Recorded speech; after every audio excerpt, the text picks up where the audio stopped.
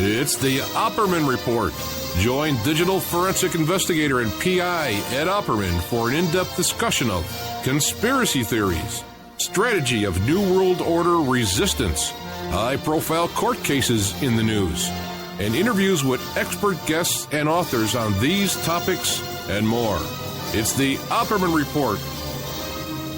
And now, here is investigator Ed Opperman. Okay, welcome to the Opperman Report. I'm your host, private investigator Ed Opperman. And I would like to welcome a brand new sponsor. This is the first time we're introducing this brand new sponsor to you here. Phoebe Said is an independent chocolatier with Dove Chocolate Discoveries, which is a registered trademark of Mars Incorporated. Dove makes the finest, silky smooth chocolate because the products start with the best cocoa beans, which are tested for quality and flavor by expert Mars technicians. They offer not just premium chocolates, but anything from sauces, spices, to brownie and cake mixes, and even coffee and martini mixes.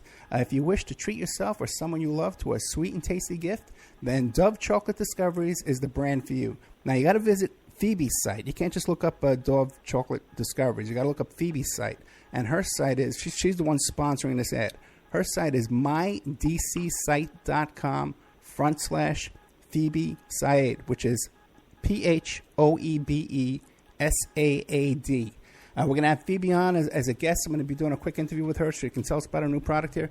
And also, too, we'll have a link to that at the OppermanReport.com website. So welcome, Phoebe, to the Opperman Report. Now, boy, we got some show for you today. This thing is horrible. Our guest is Gil Harrington, and she is the mother of Morgan Harrington, okay, who was the most beautiful girl you've ever seen in your life. This beautiful young girl who was murdered horrifically by this creep who's in prison. Thank God for that. So it's going to be a difficult show. You know, this is a difficult topic to talk about, but it is important because Morgan has this great new foundation called SaveTheNextGirl.com. Okay, and you can go to SaveTheNextGirl.com and get a copy of this book, which is called Morgan Harrington, Murdered and Dead for Good. So, Mrs. Harrington, are you there? I am here, Ed. Thank you so much for coming on the show. I really appreciate it. Well, I am grateful for the opportunity. Thank you. Yeah, get the word out there. Yeah, tell us about yourself. Who is Gil Harrington? I'm a mom. You know, I always lead with that. I'm Morgan's mom. We have another child, Alex, also. I am professionally, I'm a nurse. My background is in oncology. I don't work in the hospital any longer. My nursing practice now unfolds. I work with a medical team in Zambia, Africa, and I am the wound care team leader there, and we really are service engines. You know, that is really our direction as a family. Even our children really have always believed in giving back, and that's one reason that I am so pleased that even we were able to make Morgan's murder create much goodness in the world. I believe that is how you neutralize evil, is creating good from ashes. Now, were you always that way? Were you always doing like this kind of work, helping others, service to others, like missionary type work, even before the death of your daughter? Oh, yes. Yeah. So is this based on your faith, from your religious faith? You know, it just seems like the best response to, you know, I'm not grounded in any, you know, particular flavor of religion, very much more non-denominational, but I do have a really strong and abiding belief that the direction of the world, God, the universe, is towards good, if you can allow it to be. I do think our fear and doubt get in our way sometimes, and we limit the trajectory and the goodness that is trying to arrive for us. What a great outlook. Let me ask you a question. Alex, how old is Alex? He is 30. Oh, 30 years old. Okay, no. Mm-hmm. And Yeah. what is he doing? He works with you too in Zambia? No, he actually lives in New York. He's a photo stylist in New York, and he, I believe that Morgan's murder has been the hardest on him. Mm. He is going to be the last guy standing with all the inside jokes and family information, and he lives in a tough town, but he is finding his way and flying. I do think it was very helpful for everyone in our family, kind of unexpectedly. The trial finished, in this case, for the Back-to-School Killer, finished on March 3rd last year. And having that end point really released a lot of psychic energy and effort that all of us, our triangulated family had felt. And both Dan, my husband, and Alex said, now, this piece is finished. We have taken justice for Morgan as far as we can.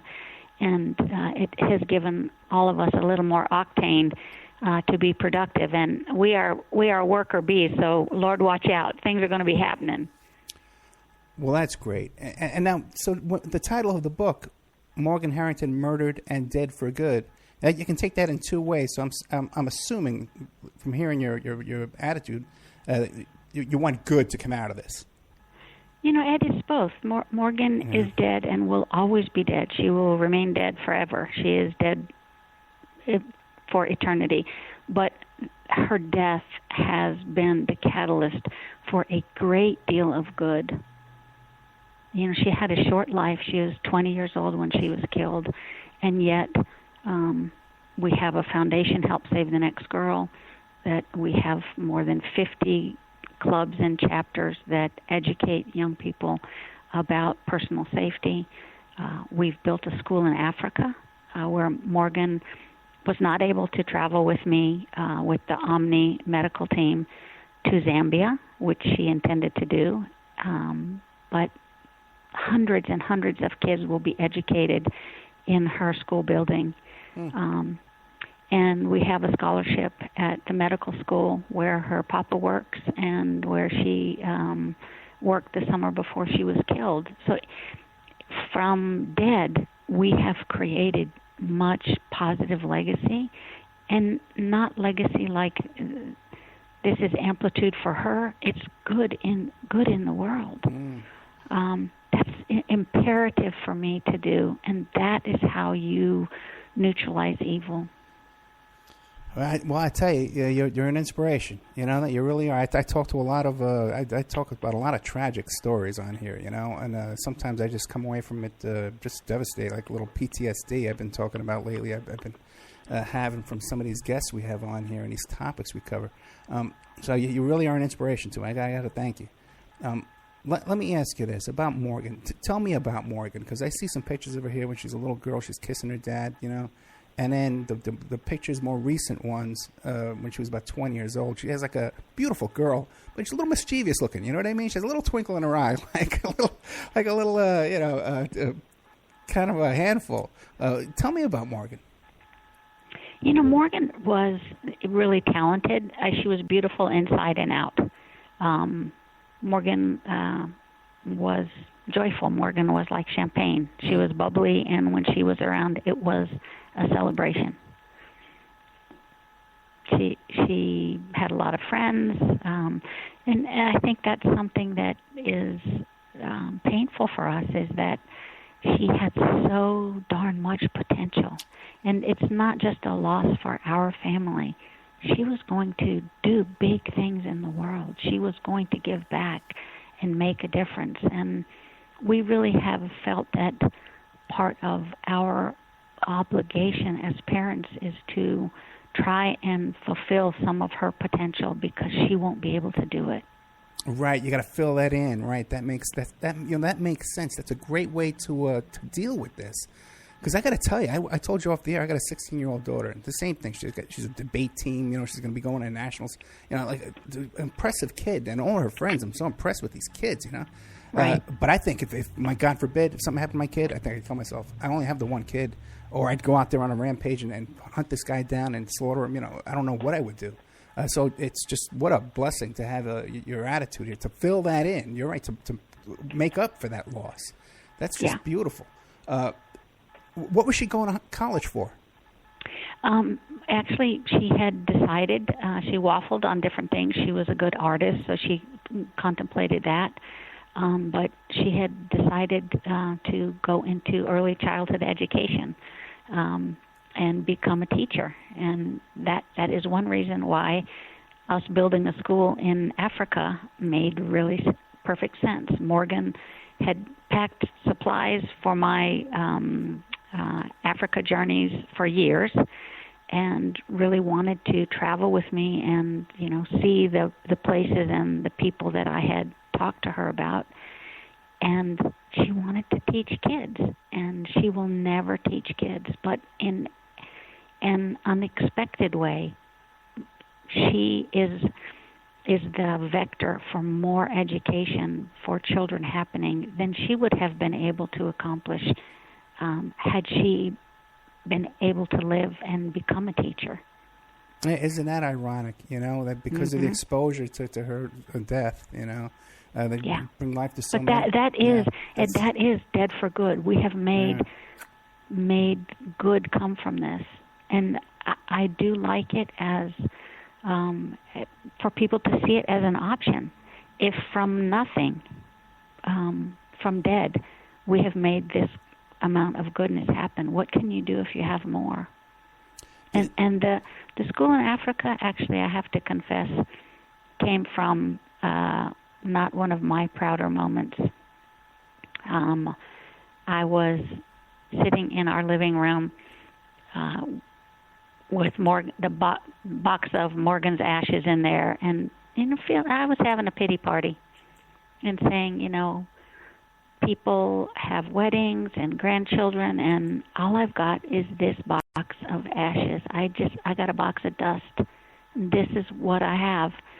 And it didn't take me too long to pull myself out of that mindset and say, you know what, pull your socks up, Jill.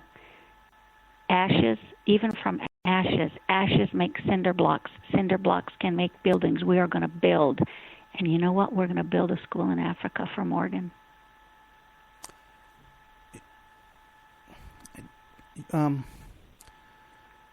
You must meet a lot of other mothers, and even you said yourself you were having a pity party. We were really down that one day, and you channeled it into something great. But you must meet other parents in the same situation, or other people are listening to this. People like me who would be thinking, I'll just kill myself, because I don't want to deal with this. What would you say to them? Do you meet people like that? I meet a lot of people. I try and have met many victims' families, and everyone's story is a little bit different. But I do want to be a way shower that there are options. You can become embittered and soured, or you can rock in the corner, or you can find a way forward. And that's probably the trickiest one to do, but that is the one that you have to become new stuff. And we want what we had, but what we had will never be again, and other opportunities and blessings show up. And you can't just keep tipping them out of your hand because they're not what you used to have and what you want. You have to reconfigure. And I do want people to know that they can reconfigure. And having a murdered daughter, that's not going to happen to many people. I mean, that's a zebra. It doesn't happen, except rarely. But everyone will have loss. And I think people are looking for, desirous of tools to use to help them through whatever loss they will incur. And, life delivers loss to all of us. Everyone is going to have at least one up close and personal experience with death. And in our society, we don't have many opportunities of how to suffer. Yeah, that is so true. Because I'm a private investigator too, so I have a lot of clients, and even families that are torn apart through divorce and custody and that kind of stuff, or have a family member goes away to prison for life. These drug charges and stuff like that. Just you run into so many tragic people's lives just turned upside down. Before I forget, I want to mention this website, findmorgan.com. I guess this was set up at the time when they were still hoping, and looking for Morgan. But there's some beautiful pictures on here of Morgan and her family, and there's like a video of from Help Save the Girl. Help Save the Next Girl. Help Save the Next. I'm staring right at it. You think I could read it? HelpSaveTheNextGirl.com. And also, too, there's the address where you can donate to this. They got a picture of the hospital in Zambia, and there's an address there you can write to and donate to. And there's a beautiful poem that I've shared with a couple of people today. It's really beautiful, written by Gil Harrington here, right on the front page of findmorgan.com. So check that, too, as well, besides HelpSaveTheNextGirl.com, where you can get the book. Morgan Harrington, Murdered and Dead for Good. Now, Gil, can you tell us what happened that day? I know she was going to a concert, but what happened? What happened? Morgan went with some of her good friends who've been in and out of my house since they were kids to a concert in Charlottesville.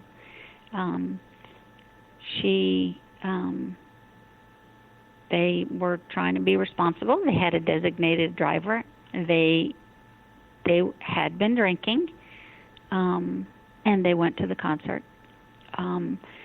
Morgan got up and went to the bathroom during the concert, before Metallica came to the stage, and fell, we believe, on the stairs, and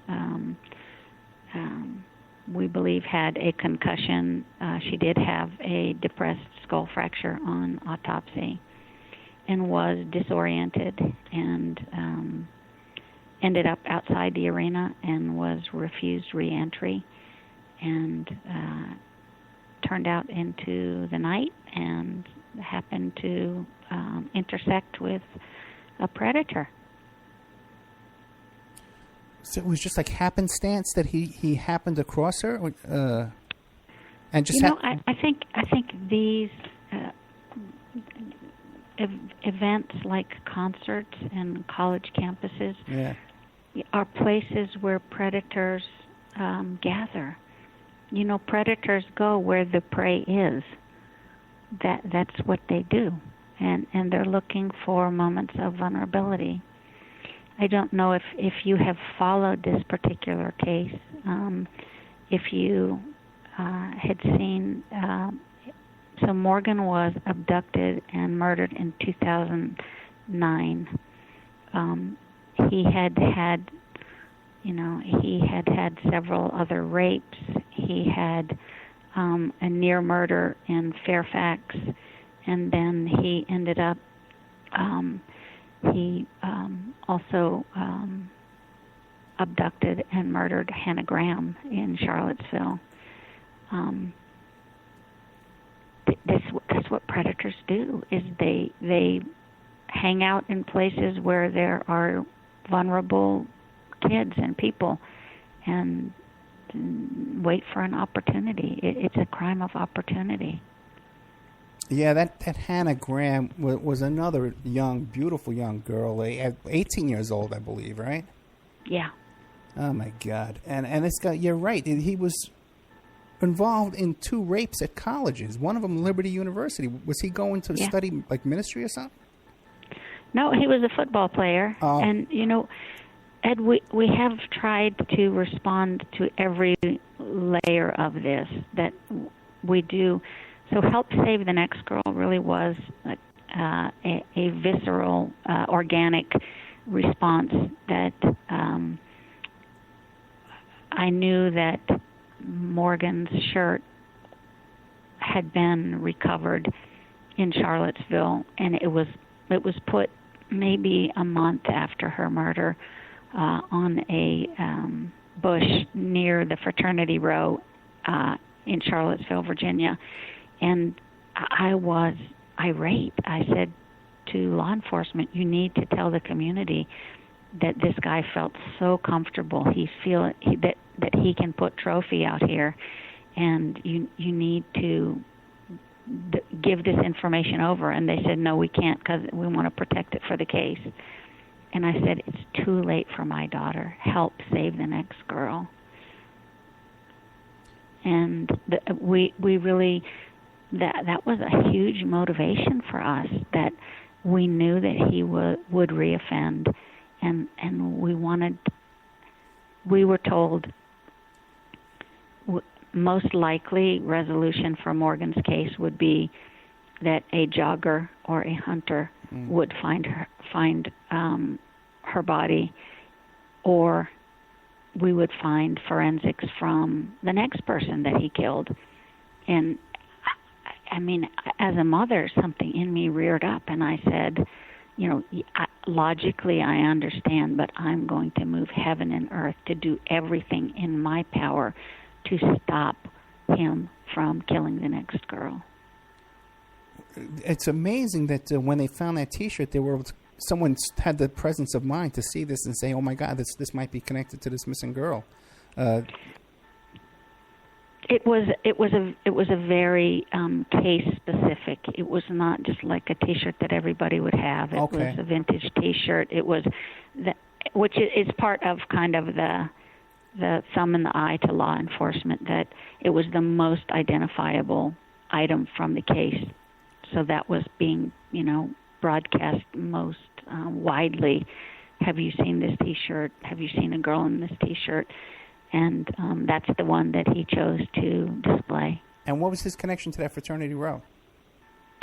I think it's just near where he lived, and there are 28,000 students that walk those streets, and he wanted everybody to know that was his turf.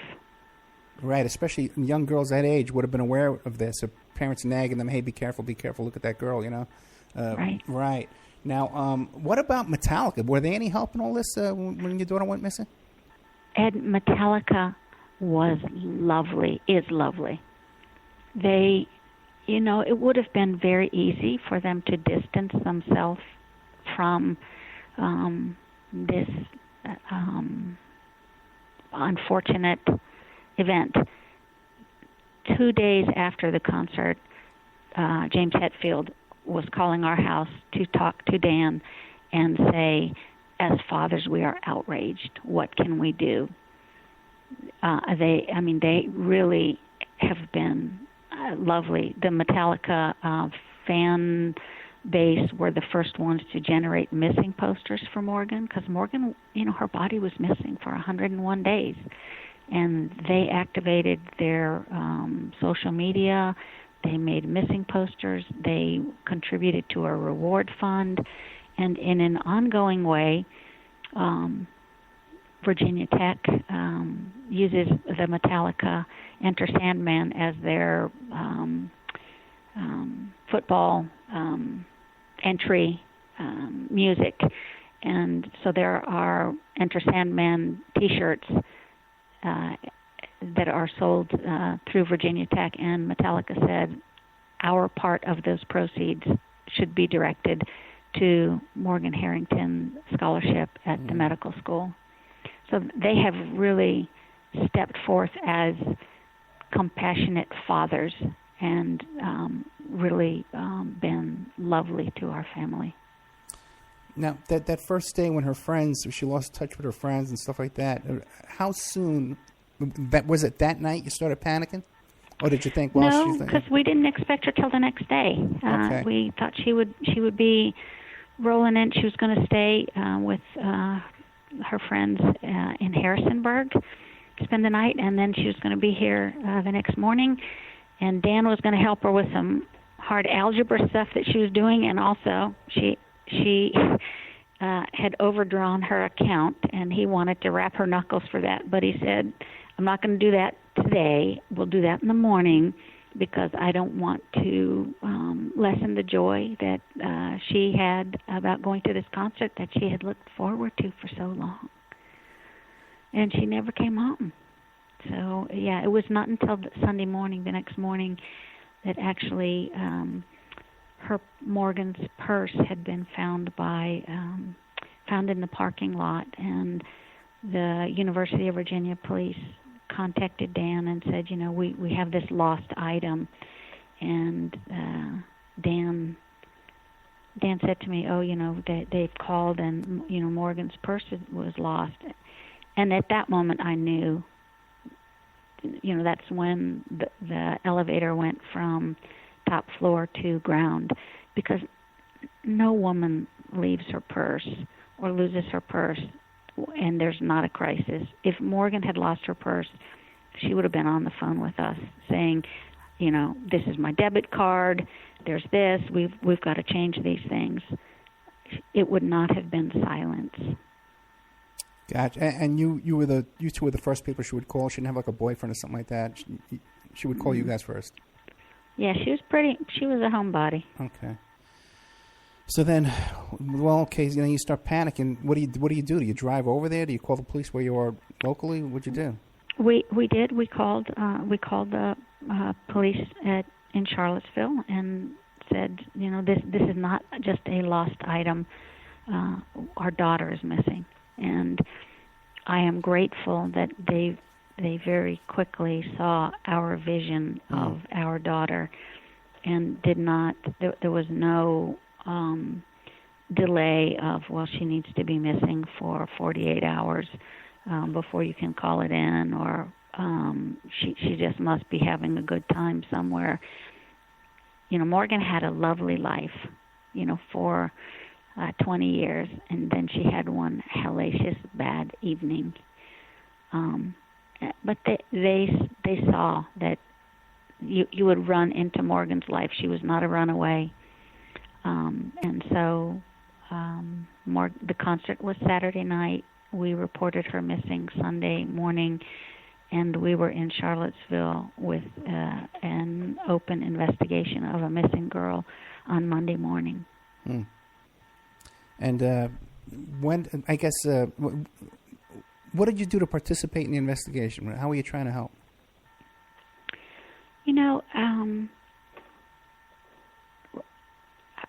I think we could have been maybe better utilized by Virginia State Police than we were. I think that I have come to know many law enforcement groups and know that each group has a different culture and kind of a different way. I always was trying to, the best way that I can explain it is, I always go back to our medical background. 20 years ago, doctors were delivering babies, and the fathers were out in the hallways smoking cigars and wringing their hands. And today, fathers are in operating rooms tying umbilical cords, and they are not obstetricians, but they have a role in the process. I think that law enforcement needs to move into that kind of a context, that we are not, we never want to be investigators, but we have a role in the process, but they were not there yet. They are closer to being there than they were. It's been 7 years since Morgan was killed, and I think there is a more collaborative approach between victims' families and law enforcement now. But when Morgan was killed, they really wanted us just to back off and let them do their cop stuff, and we could not just relinquish that responsibility to them because we felt that we had a role.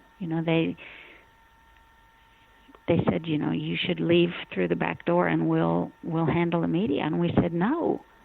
Who can make a more impassioned request from the community for information and tips than Morgan's families? We'll do this.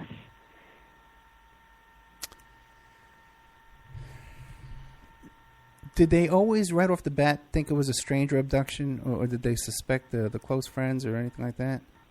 No, I think, we have a lot of missing people here, missing young girls here in the central area of Virginia. I don't know if any other of the names are attributable to him. I don't know if it's just a cluster phenomena, or I think maybe it's an epidemic and it's happening everywhere.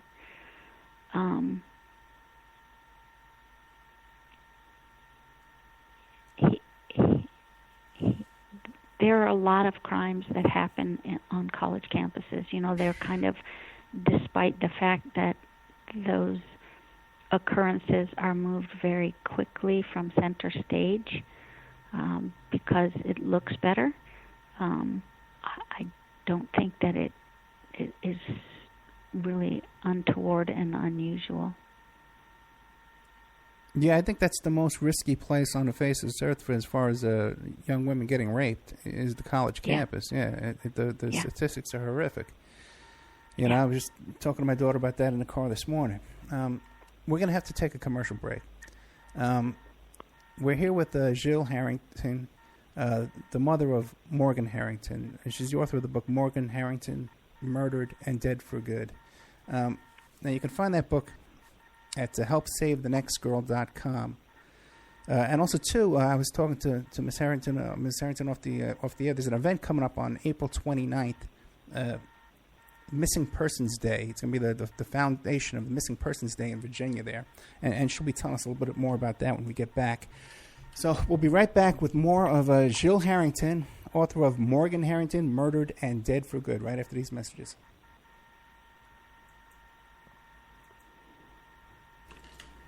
And now a word from our sponsors. Did you know that 30% of all people on online dating websites and personal ads are either married or in a monogamous relationship? 30%.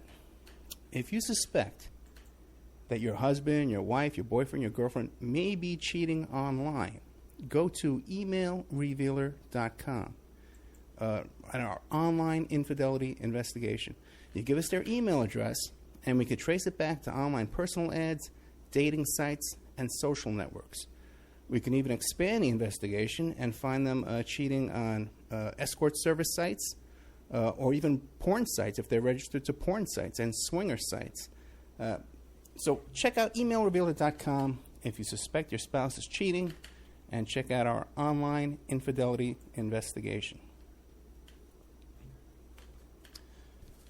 William Ramsey is a producer here at the Opperman Report, and he's just come out with a new book, Children of the Beast, Aleister Crowley's Shadow Over Humanity. Now, he just sent me a copy of this book. Oh, boy, it's about 2 inches thick, and there's a chapter on just about everybody in this book that you can imagine. The Beatles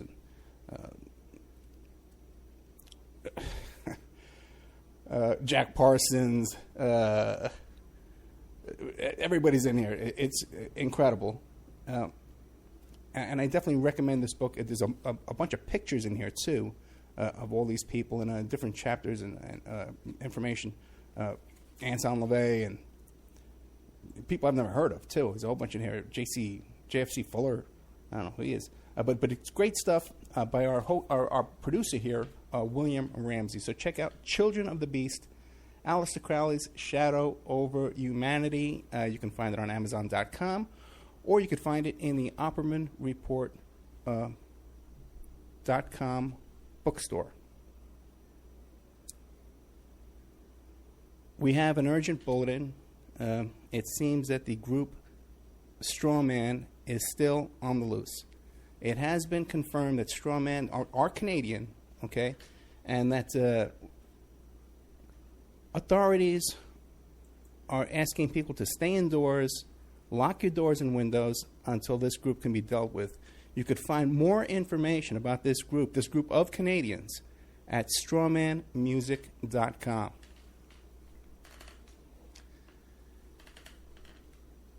You can have your ad played here. Okay, we're looking for sponsors. Okay, in fact, we desperately need sponsors right now to take this show to the next level.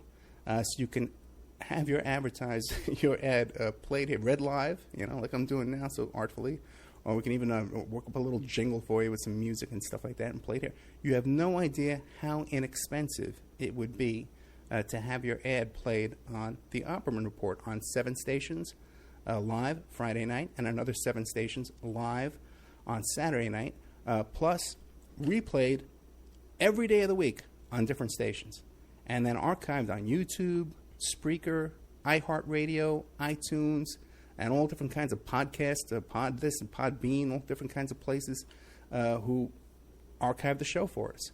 And on those archives, your ad would play indefinitely, forever. You also get a little banner on OppermanReport.com. You get a mention on the air, you get a little interview on the air, and all kinds of fun stuff if you sponsor Opperman Report. We have an opportunity to get this show on a major AM/FM station in California. We've been approved. So if you want to sponsor us into that, so incredibly inexpensive that your ad would be heard by the range covers 5 million people in population where your ad would be broadcast, and all these other stations would be thrown in for free. So really affordable prices to sponsor OppermanReport.com. Get a copy of my book, How to Become a Successful Private Investigator. You can get a copy of that book at emailrevealer.com, or you can get a copy of that book now. It's back up on Amazon.com. How to Become a Successful Private Investigator by Ed Opperman. And this book has been updated a little bit from the previous book that we had that was available to our wonderful listeners. Okay, welcome back to the Opperman Report. I'm your host, Private Investigator Ed Opperman. We're here with Gil Harrington, mother of Morgan Harrington and author of the book Morgan Harrington, Murdered and Dead for Good. You can find that book at helpsavethenextgirl.com. So, Gil, you there? I'm here, yes, sir. Okay, great. Tell us about this thing on April 29th. Now, you guys were behind this. You got this thing passed. Missing Persons Day in Virginia? Yeah, Ed, one of the things that I'm most proud of, perhaps because I think it is the most substantive response to Morgan's murder, is the legislative activism that we have had. And lordy, who in the heck ever thought that, me, mama, nurse, would become active and lobby in the General Assembly here in Virginia. But we have done many things that I feel really enhance the safety in our state. Early on, Dan lobbied to have familial DNA used as a forensic assay in Virginia. And at that point, we were the 3rd state to do that. People are wigged out when you start talking DNA because they think that Big Brother is going to sequence your entire genome and start cloning people, right? Your secrets are all going to be out there, but actually, they just sequence a snippet of the DNA to identify you as an individual. And indeed, if familial DNA had been a tool in the hands of law enforcement when Morgan was killed, Jesse Matthews' father had been incarcerated for a felony conviction, and he would have been required to submit DNA. And we had un-DNA from Morgan's case, and it would have hit on his father's connection to him, and we would have found him before he went on to kill Morgan and Hannah. So we felt like there was a real need to use this capability. You know, I travel a lot internationally, and every border you go across, you leave your fingerprints. They do retinal scans. You come, Dulles, they're doing retinal scans. So these biometrics are being gathered at many, many different places. 20 years from now, we will laugh that there is any reservation. We probably are all going to have a barcode on our neck by that point. But that there has been resistance to this technology. We also did lobby for expansion of DNA databanks in Virginia so that first-degree misdemeanor conviction also would require DNA sample to be submitted to national databanks. And again, the states that have expanded the requirement for DNA submission have found it has really enhanced their ability to solve cases. For us personally, Jesse Matthew had done a grand larceny burglary, and if he had been required to submit DNA at that point, he would have pinged on his 2005 attempted murder and rape in Fairfax, and he would have been incarcerated for that instead of being free to go on to kill Morgan and Hannah. So we've done many things. The missing piece is a part that both Dan and I, it is horrific to have a murdered daughter. May I tell you, to have a missing daughter is way worse than that. Missing, it was the most agonizing, anguished part of the journey for us. Morgan was missing for 101 days.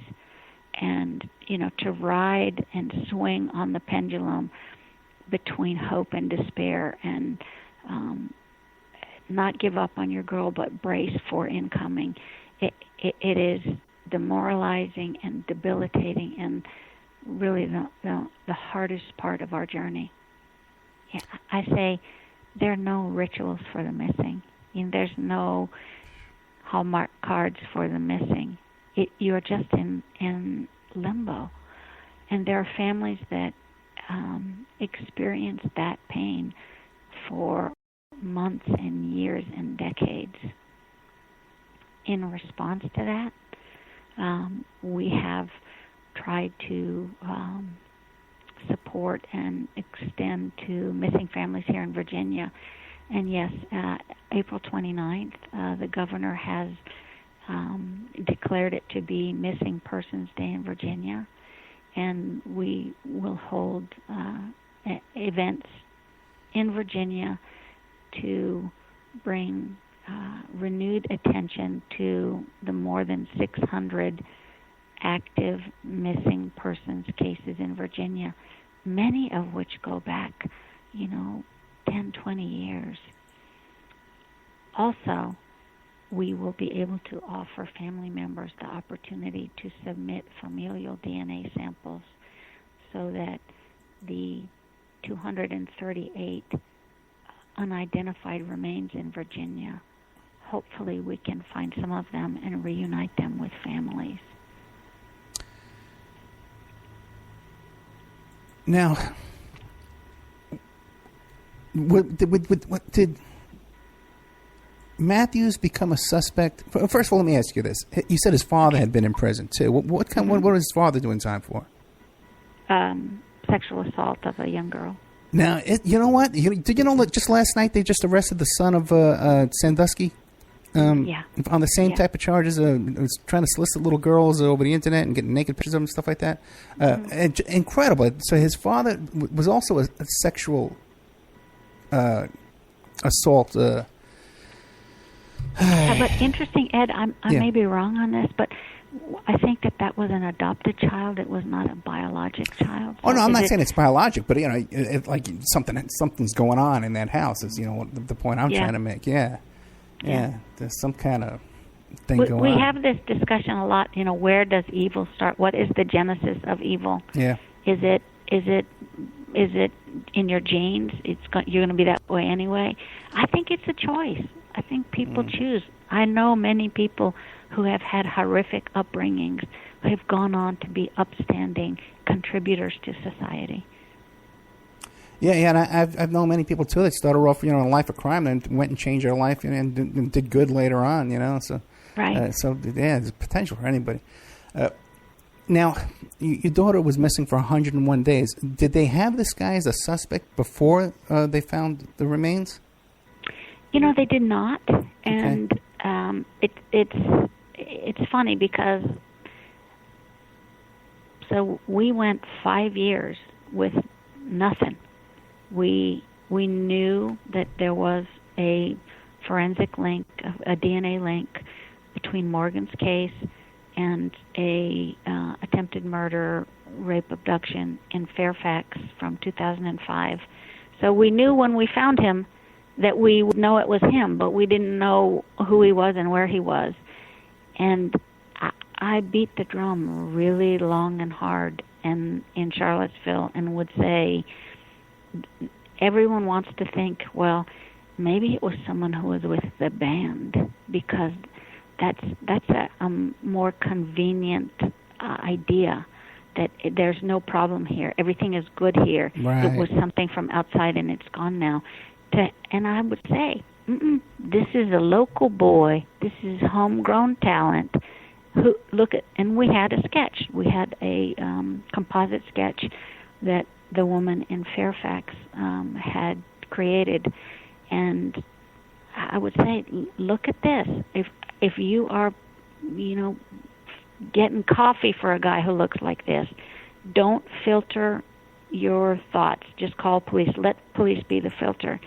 And, as many times as I did that, we came to hear afterward, Jesse Matthews worked at a taxi, with a taxi group. And when anything in the news would come on about this case, they would tease him. They would say, that looks just like you. And he would storm out and be irate. Why didn't they call police instead of tease the guy? Why not call? That's what I was begging people to do. Do not be the filter. If you have any little intuition of anybody, call police. Yeah, and indeed, when Jesse Matthews, before they had forensics on the Hannah Matthews case, the Hannah Graham case, someone sent us a picture of our sketch image and then Jesse Matthews superimposed, and it was uncanny. I said, we don't even need the DNA. This is the guy. Well, and especially, you're saying like his friends at the cab company, weren't they aware that he had to leave 2 colleges because of rape allegations? And he was even interviewed by the police in those colleges as well. Yeah. Whatever happened with that? Did you ever talk to those people? Not so much, but we were able to be active in the initiative in Virginia for safe transfer, which is a requirement that if someone is sanctioned and kicked out of a college for sexual wrongdoing, that event will be reflected on their transcripts. It is lazy, and it is wrong for a academic institution, a school, to pass a kid along from 3rd grade to 4th grade who can't read and just hope that 4th grade will fix the problem. It is an entirely different thing for a college to pass along a sexual predator to the next college without letting them know what the problem is before he does the same thing in the next hunting ground. And we have plugged that flaw in the system here in Virginia now. We need to do it. This needs to be a national piece of legislation. So we talked off the air, I believe it was, that one of the schools he went to was Liberty University, the Jerry Falwell University, and he was on a college scholarship, partial scholarship, perhaps. Yeah, he was a football. Yeah, football player. And he was accused, but not charged criminally, but he was sanctioned by the school. Yeah, but you know what? At that point in time, typically they would make the girl go and keep the football player. Right. I will say that they got rid of the football player, but I think we can take it farther and not pass along your problems to an unsuspecting new feeding grounds for a predator. And we're trying to change that. You know, again, you can't be linear. You have to do all these things. You have to educate the young people. You have to do victim outreach and help families that have been impacted by these crimes. And you have to change legislation. Yeah, I it's think complicated. That should be a no-brainer, you'd think. And we were talking, I believe we were talking off the air about how probably the most dangerous place in the world for a young woman is a college campus. You're more likely to get raped there than anywhere else. Anyway, like you work in a strip club, you know, and you're more likely to get raped on a college campus, you know. Just outrageous. How did now they found your daughter's body, and then they were able to get DNA to pick up, or how did they pick up Matthew? The DNA actually was on her shirt. On the shirt. The shirt that he draped, was on the shirt. So then he hung himself. Yeah, so maybe his grand gesture backfired. Yeah. Okay, and what, he got picked up on some other charges and they tested him for DNA? Is that what happened? No, I mean he was not found until he was a suspect after killing Hannah Graham, or abducting Hannah Graham, because he was seen on video surveillance. And it's interesting, if as an investigator you would like to go to, search up some of the video surveillance of Hannah Graham in Charlottesville, Virginia, downtown, that you really see kind of a predator drop his mask, that he's ambling along, and he's a big guy, very big guy, but everyone who knew him really said, well, he's just a gentle giant. Well, if you look at that guy ambling around on the downtown mall like Fat Albert, he went from Fat Albert to Cheetah in 3 steps once he saw Hannah Graham on the other side of the street. And he was over there. So that ambling, just gentle giant stuff, he dropped it real quick. You will love to look at this video and see, okay, now the predator is put down the mask because he sees the prey. And that's available on YouTube? Yeah. And he spotted her because I think she was intoxicated. She had been drinking, right? Correct. Okay, Sandy. So he spotted. Wow, he just spotted that and he just went right after. Oh, yeah, we're going to have to look at that. Okay, definitely. So now, okay, this guy's he got 7 life sentences, right? Yes. How were you guys involved in that? Did the prosecutor consult with you on the plea deal? Of course they did, and my motivation has always been to save the next girl. Ed, you might think this is crazy. I don't hate him. I have no anger towards him. He is what he is. If in my neighborhood, if there's a wild bear that's rampaging through the neighborhood, I don't hate it. It's doing what bears do. But that rampaging predator cannot be where humans are because humans are not safe where he is. So he must be in a cage, and that's where he is. In this process, I mean, I have reached out to his mother. Okay. You know, I feel compassion for his family. You know, we are 7 years out from our daughter's murder, and there's not a time I go to the grocery store that several people don't, you know, come tootling around with their cart and hug me and kiss me and, you know, tell me we're thinking about you and Morgan and, you know, extend kindness and compassion and blessings to me.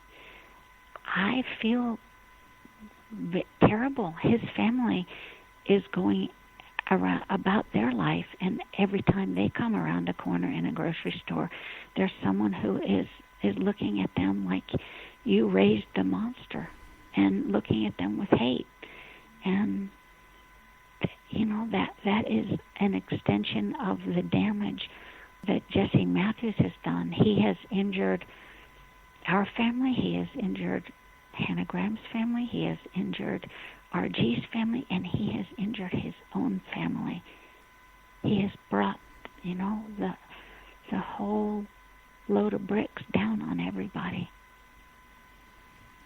Have you been able to make contact with the mother? I actually, not a great deal. Yeah. I did reach out to her after 2 of the trials. You know, I shook her hands and told her, you know, my condolences. I know this is difficult for your family, because I wanted her to know, you know, in the crazy kabuki dance that a trial is, when you are trying to read the tea leaves of what everyone in the room is doing and thinking, that I was not emanating any hatred towards her or her family. And Jesse Matthew, his dad is still in prison, or his dad is out of prison? Or dead? Oh, his dad is long out, yeah. So his dad's walking around? Yeah. Okay, that's interesting. Okay. All right. I was hoping, you promised me 1 hour, okay? But I was hoping we can get into this whole helpsavethenextgirl.com and give us tips and stuff like that. Because like I told you myself, I got a 16-year-old daughter myself. And even I was talking to a 19-year-old girl today who wants to listen to this show. Can you give me about another half hour? Sure. Oh, you sure it's no problem? Okay. And then let's take a commercial break right now. It'll be another 5-minute break, the same thing as last time. And okay. We'll be back with Gil Harrington, the author of Morgan Harrington, Murdered and Dead for Good. And the website where you can get that book is, because you can't get it on Amazon yet, you can only go to helpsavethenextgirl.com. And that's also, too, we're going to be talking about that. But also, too, check out this findmorgan.com website, too, as well. That has an address and stuff like that where you could donate to this hospital in Zambia.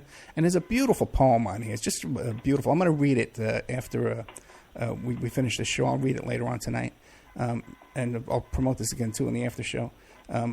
So we'll be right back with more of Gil Harrington right after these messages.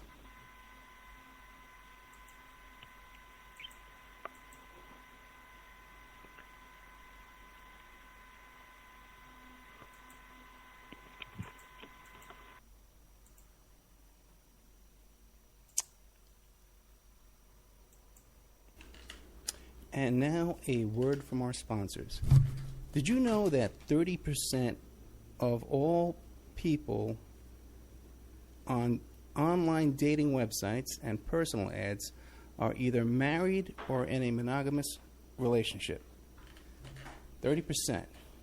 If you suspect that your husband, your wife, your boyfriend, your girlfriend may be cheating online, go to emailrevealer.com. And our online infidelity investigation. You give us their email address, and we could trace it back to online personal ads, dating sites, and social networks. We can even expand the investigation and find them cheating on escort service sites or even porn sites if they're registered to porn sites and swinger sites. So check out emailrevealer.com if you suspect your spouse is cheating, and check out our online infidelity investigation. William Ramsey is a producer here at the Opperman Report, and he's just come out with a new book, Children of the Beast, Aleister Crowley's Shadow Over Humanity. Now, he just sent me a copy of this book. Oh boy, it's about 2 inches thick, and there's a chapter on just about everybody in this book that you can imagine. The Beatles, and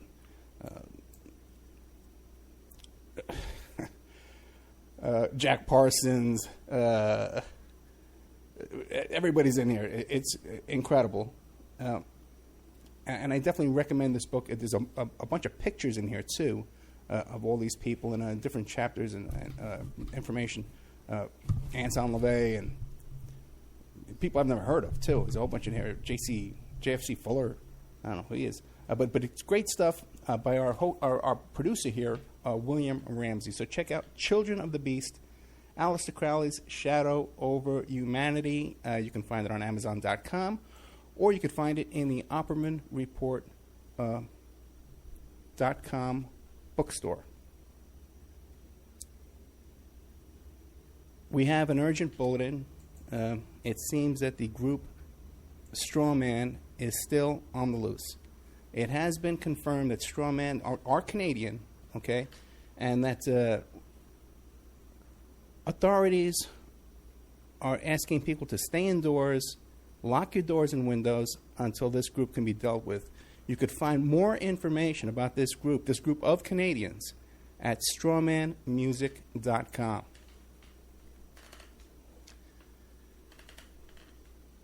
You can have your ad played here. Okay, we're looking for sponsors. Okay, in fact, we desperately need sponsors right now to take this show to the next level. So you can have your your ad played here, read live, like I'm doing now, so artfully. Or we can even work up a little jingle for you with some music and stuff like that and play it here. You have no idea how inexpensive it would be to have your ad played on the Opperman Report on 7 stations live Friday night and another 7 stations live on Saturday night, plus replayed every day of the week on different stations, and then archived on YouTube, Spreaker, iHeartRadio, iTunes, and all different kinds of podcasts, Pod This and Podbean, all different kinds of places who archive the show for us. And on those archives, your ad would play indefinitely, forever. You also get a little banner on OppermanReport.com. You get a mention on the air, you get a little interview on the air, and all kinds of fun stuff if you sponsor Opperman Report. We have an opportunity to get this show on a major AM/FM station in California. We've been approved. So if you want to sponsor us into that, so incredibly inexpensive that your ad would be heard by the range covers 5 million people in population where your ad would be broadcast, and all these other stations would be thrown in for free. So really affordable prices to sponsor OppermanReport.com. Get a copy of my book, How to Become a Successful Private Investigator.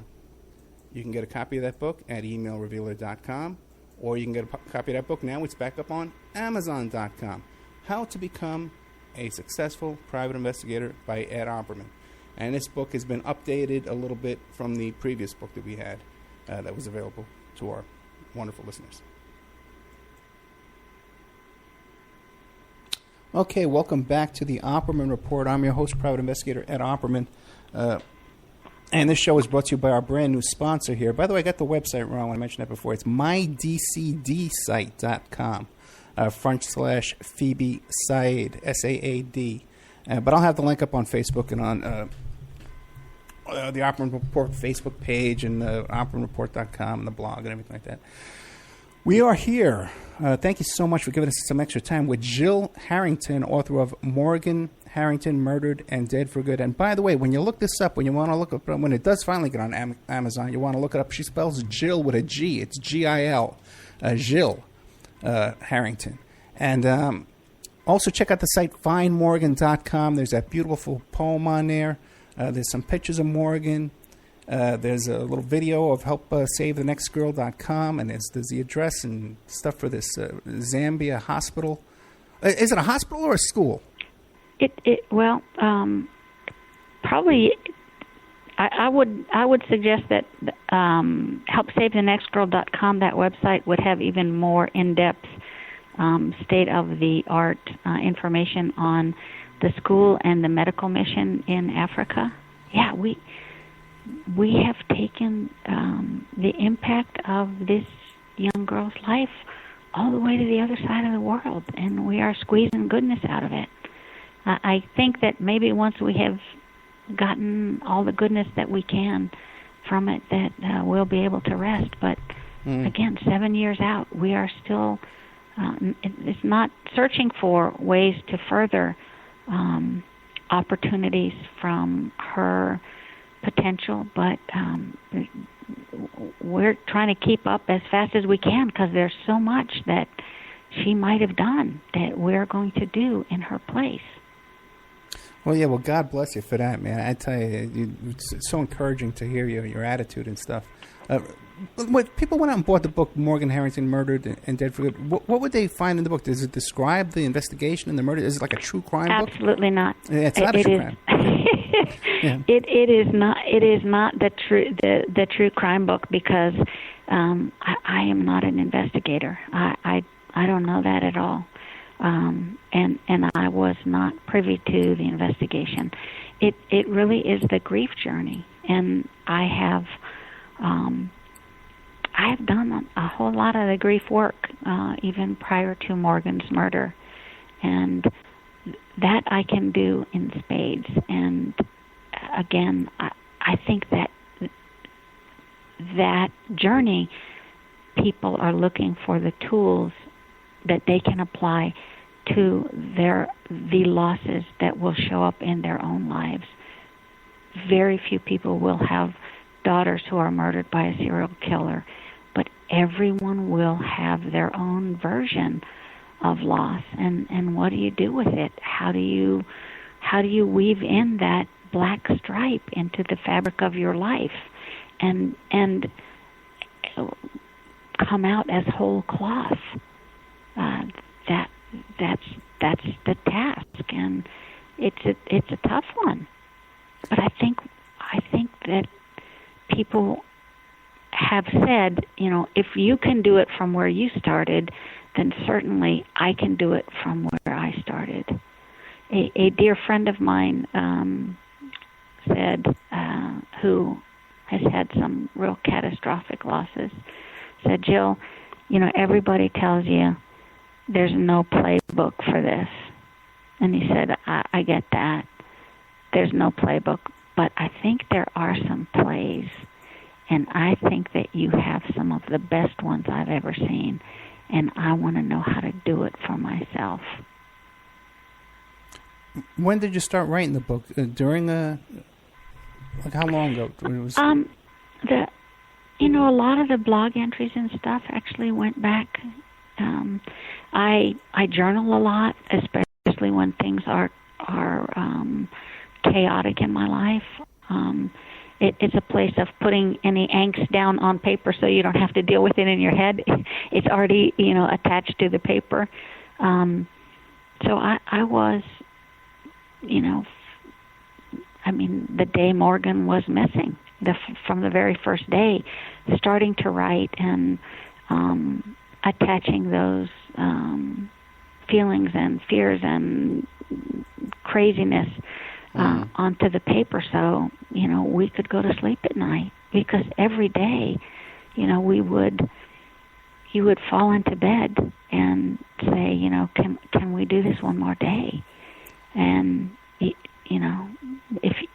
because we were trying to engage with media to the fullest extent possible, because we were looking for tips that would lead to resolution of our daughter's missing case. And to do that, you had to be present and available, and we did, for everybody. And that's crazy. It really was tough to do, and it was something, we're pretty private people, we had never done before. And we would say at the end of every day, do you want to bug out on this? Or do you have one more day? Can you dig deep and can you do tomorrow? Can you commit to tomorrow? We will do tomorrow, and then tomorrow we can decide to bug out if we want. And we did that. We inched along, little by little, to find our way forward. To find justice. Not just justice is such an abstract, to find a killer. We found him. I really do believe that if we had not been so determined that we would, he'd still be out there. Now, the statistics are when two husband and wife lose a child, the divorce rate after that is through the roof, because so many things going on, emotional turmoil and blame and all kinds of guilt, everything, right? Were you brought closer together, or did you have those kind of problems as well? We did not. Okay, see that? Wow. Again, I think it was, in some way, we were unusually equipped to deal with this. Dan is a physician, I'm a nurse, and with that as professional background, you really are used to putting your emotions on hold to accomplish the task at hand. So we were able to work really hard at what we were doing, and not let it erode our relationship. Yeah, I was determined from the very first day. I said, he hit us when we were asleep, and there's going to be no collateral damage that furthers from this. Our marriage is going to be successful. Our son is going to be okay. Nobody's going under the bus. He had one opportunity and he hit us bad, but we are not going to allow any, extension of damage. These crimes that happen, it's like when there's a burn, there's the tissue injury to a burn that happens from the fire, and then after the heat is on the tissue, then the injury to tissues extends. There's going to be no extension of damage to our family from initial injury. No, we're stopping it right here. Excellent. You're able to compartmentalize. Yeah. Yeah, right. Yeah. Okay, right. Now, you have to, if you're pumping on somebody's chest, right, you can't be thinking, I just saw his mama out in the waiting room and I feel so sad. You got a job to do, and that's what we did. So now, we were talking off the air, and I was telling you I have a 16-year-old daughter, right? And I got to tell you, even when she just goes across the street, I get nervous, So in helpsavethenextgirl.com, how would you advise someone like me in my position? My daughter's, she's just starting to drive, and that kind of stuff. How do we keep our kids safe? What do we do? Well, I'll tell you, one thing you do, and when we get off air, I do want you to give me your address because I want to send you this book, because you need to put a face on the suffering. You need to individuate the problem. It's really easy. It's really easy for people to turn their back on the suffering, starving kids in Africa. But if I bring you a picture of this kid, this one kid, named Benjamin, with his big belly full of worms and no shoes on his feet and his big eyes, people will say, well, I can't take care of all that, but I can take care of this. Your daughter will look at this book and say, I get this. This is not like the abstract of, things happen. This is like, damn, this could have been me. Morgan Harrington has become every young person's friend and every adult person's child. And, Help Save the Next Girl, the groups that we have in schools, they're not getting the message on high from parents. We have given them safety information since they were knee-high. They're getting it from one another and saying, hey, this is happening in my school. Maybe we ought to change this. It is becoming it's like Mothers Against Drunk Driving. You know, it used to be, well, there's a certain non-statistically significant loss of life that's going to happen from people drinking too much. That's just the way it is. And Mother said, heck no, it doesn't have to be that way. And they changed the social culture around it. They changed the social mores, and then the laws followed in. Well, we are changing the social culture around sexual assault. It doesn't have to happen on college campuses, and it's not okay, and the girls were not asking for it, and it doesn't matter how they were dressed. So we are changing that, and we are changing the laws, and we are changing behaviors. And I think that the message comes better from kid to kid than from adult to kid, and we have activated that circuit. Have your daughter look at the Help Save the Next Girl website. There's a lot of content on there. Okay. A lot. Yeah, I definitely will. And it does seem, because, you know, we were talking about this case, the Jeffrey Epstein case, this billionaire that was molesting little girls down there in Palm Beach, Florida. And she was in middle school at the time, you know, and he was recruiting these little girls from the school. And I said to her, I said, if something like this was going on in your school where some of these little girls were being recruited to go to this guy's house for $100, wouldn't that be like all over the school? Wouldn't everybody be talking about it? So it seems like, yeah, today in these schools, there is a lot more awareness. These kids are a lot more savvy than they were even 7 years ago. You know what I'm saying? But there's more information, and there's also more places to get tripped up. Yeah. I think that there's also with kids going to school, I think that going away, like going to college, and that there's kind of a perfect storm that there's a group of young people, young women in a new environment. They don't really know the town. They don't have a core group of friends. So they're vulnerable, so they are prey.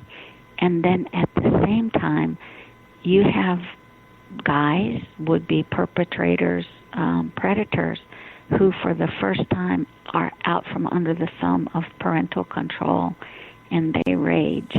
And you put those two situations together in the same environment, and yeah, things happen, bad things happen. Yeah, and there's adult men, too, you know, in their 30s and 40s who live in these college towns for a reason, you know, and they prey on these local bars and watering holes with kids, looking to see who they can pick up. They cab services, you know, that's one of the things they get involved in. You know, these are all typical, symptoms for these predators, like you said. Oh, boy. Okay. So let me ask you a question. Do you think there's anything I've forgotten to ask you that's important you want to get out? Not really. I mean, I think that we've had a good conversation. There are many conversations to have about this problem because it's not linear. You know, it is. There are a lot of factors that go into creating the perfect storm where these crimes happen. But we can't just say it's too big and we walk away from it. Again, it is like Africa. One by one, we can save this one. I know that the work that we do through Help Save the Next Girl has saved lives. I know that the laws that we have changed here in Virginia, many of which should be national legislation. You know, I mean, safe transfer. Nobody should be able to commit sexual assault and it not be on their transcript. Your grades are on there. Let's send this information out there as well. In Virginia, we've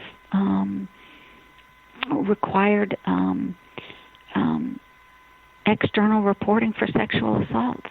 You know, college campuses are crazy, Ed, that they have their own police, law enforcement, and our system is based on equal representation under the law, unless you happen to be a college student. And if you are raped on one side of the street and it's on college ground, there's one set of consequences that come forth. If it's across the street and it's in the town, there's an entirely different set of consequences. The intention of the colleges is not investigative zeal. It is to limit the information. And that's not acceptable in Virginia anymore. The law, we changed the law. We required external reporting of felonies from college campuses. That's a freaking no-brainer. Yeah. How has that been allowed to be? That college campuses are like the Vatican with their own police force and their own laws in the midst of our country, where we send our children. Yeah, that's how it is. One time I had to serve this college professor with some summons, court summons. And so before you could do that, you got to check in with the campus police. So, okay, fine. And I'm down there, checking in with the campus police like a fool. Every time I go to serve the guy, he's not there.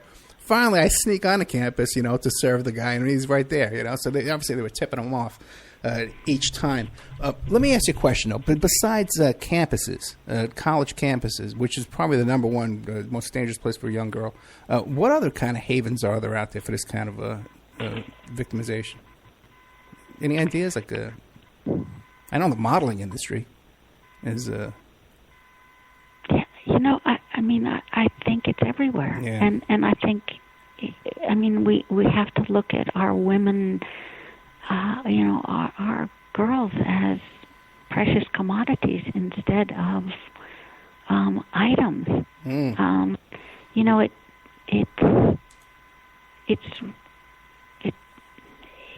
It's crazy. I go and I tell kids, vote with your wallets.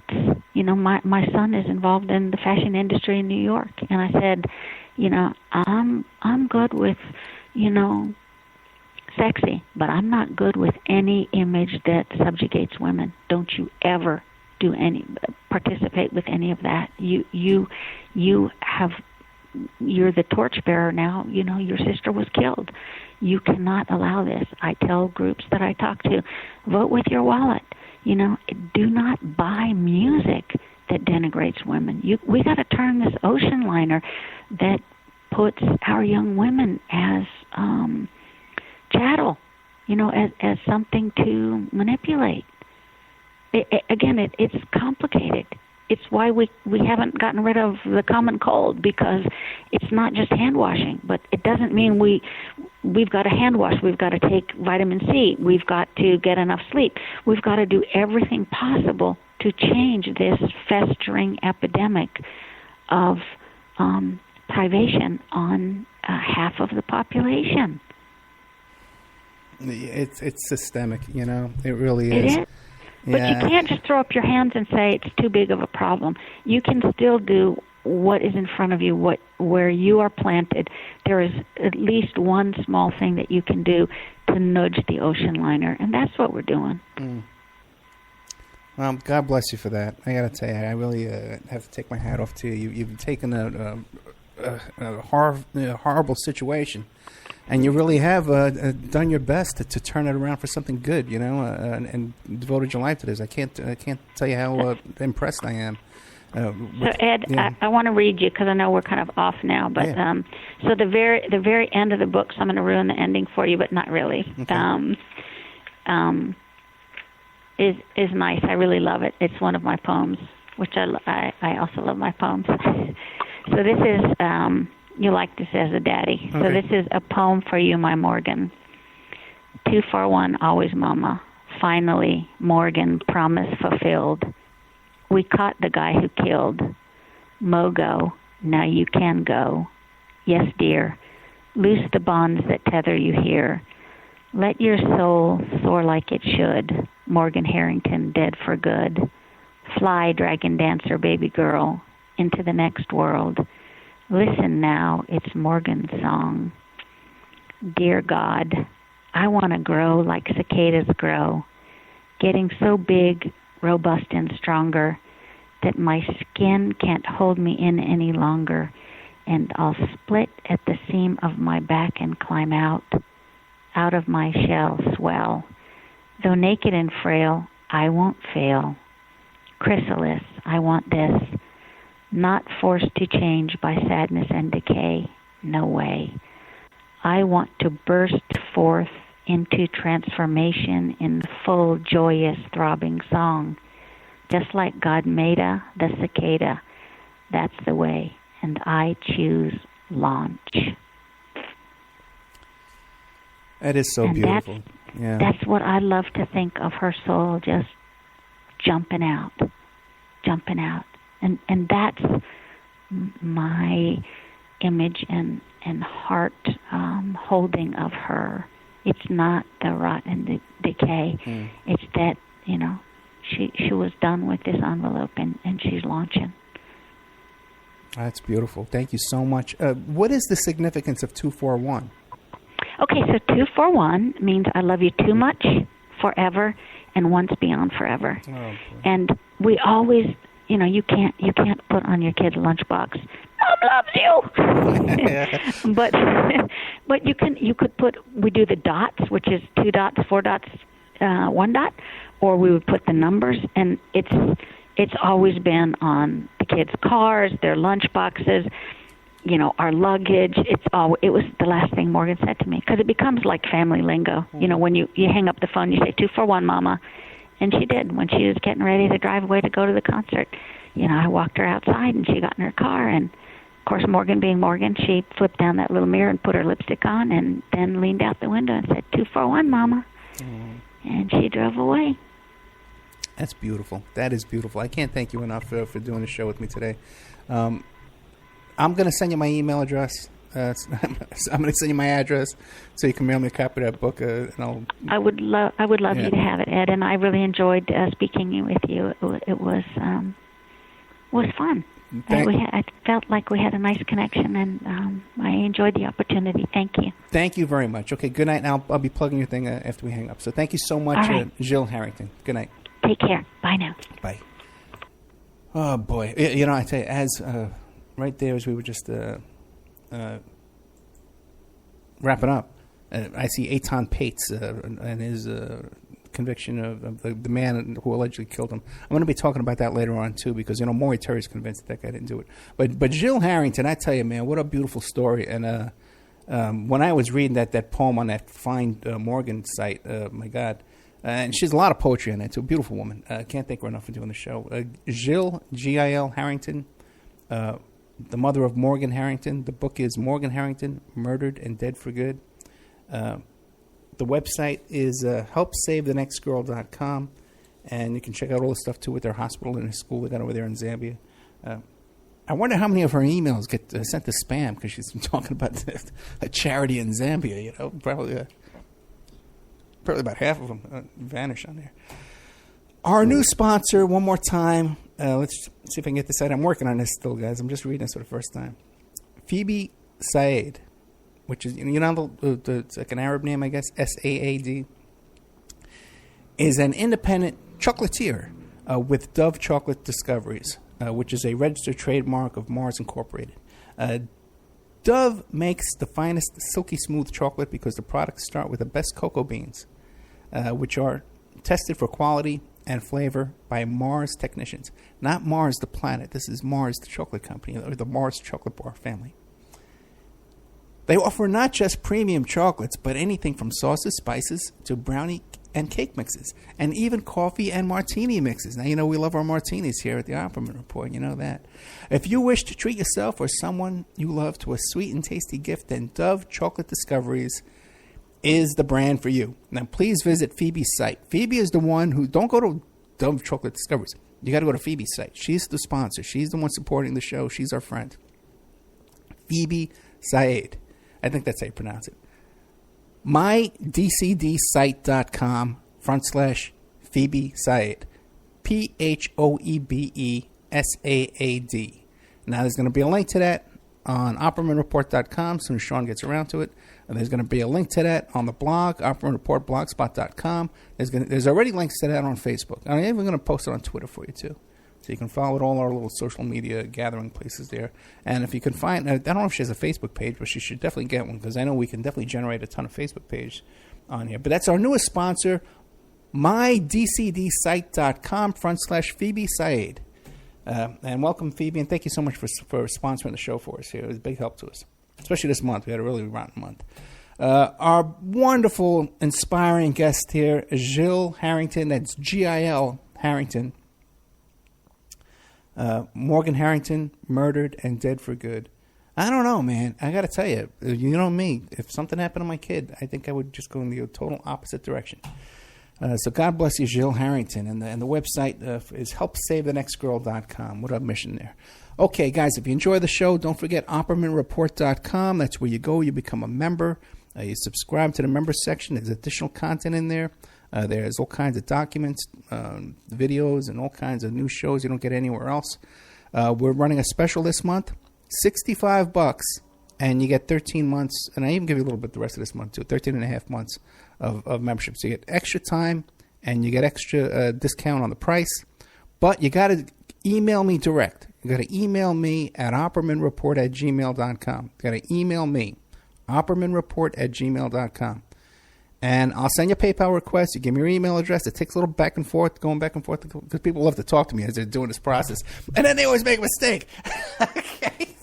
They go to the wrong place and send the wrong amount. I tell you, it's insane how much. I try and make a couple of bucks here to pay the rent. And my God, these hoops we got to jump through to get this $65. It's amazing. They want to tell me their life story, then they can't. Oh, I can't find this. What is this, the right link? Oh, where's my password? Oh, it's in the email. Oh, let me go check over there. Oh, well, the email's coming from you. It's coming from Tiny Bit. The whole nightmare I got to go through. All right, guys. Tonight with the after show, I got a bunch of good stuff I'm going to be working on for you. We even talking about Ted Gunderson a bit. So I'll be talking to you right after these messages.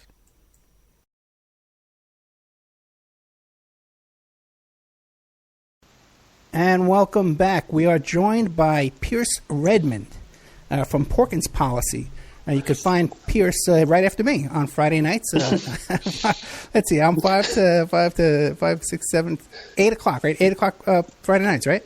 Yeah. 8 o'clock Pacific time. Yeah. 8 o'clock Pacific time on almost every station that carries me. So you can just stick around.